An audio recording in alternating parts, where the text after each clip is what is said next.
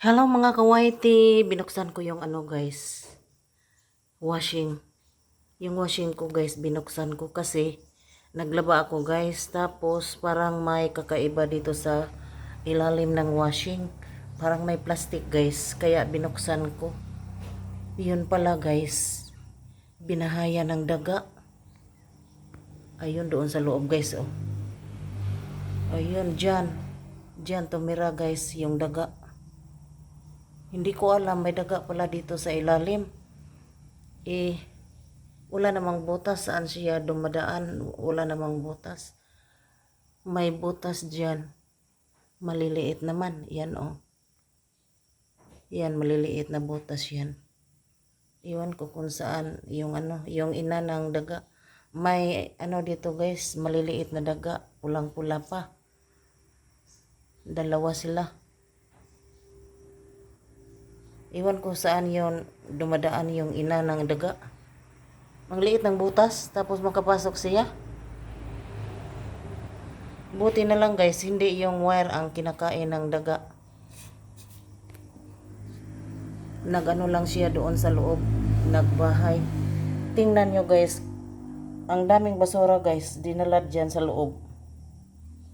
Ano na bang nangyari sa daga na yan?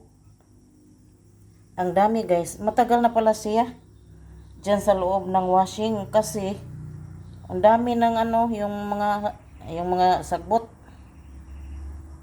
basura, ang dami dinala dyan.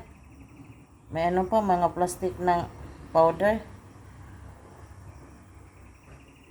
O, tingnan nyo guys, sobrang dami. Naisipan kong buksan guys kasi habang naglalaba ako, parang may tumutunog na plastic. Kaya binokalkal ko. Ayan, tapos yung screw, yan ang takip.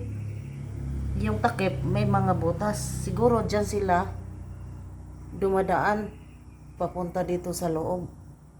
Matagal na to guys yung washing ko. 2020 pero maganda pa ang serbisyo sa akin. Tapos buti sana guys, yung dinala ng daga dito sa loob, pera. Ay, ang daming basura guys.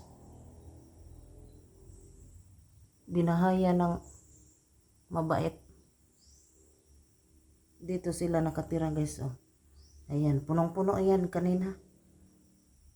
Inalis ko yung Pagbukas ko na ako, na-shock.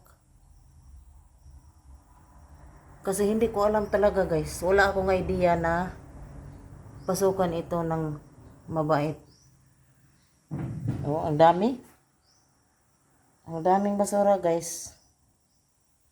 Pag pira ang dinala dyan, ay okay lang. Ayan dinala. Ang daming basura. Maganda pa naman yung guys. Oh. Buti na lang yung mga wire hindi kinain.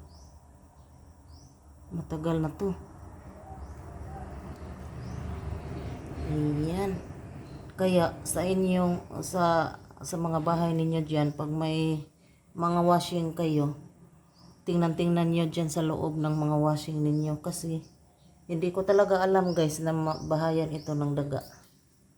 Kasi yung wala akong idea kasi yung washing maliliit lang naman ang mga butas.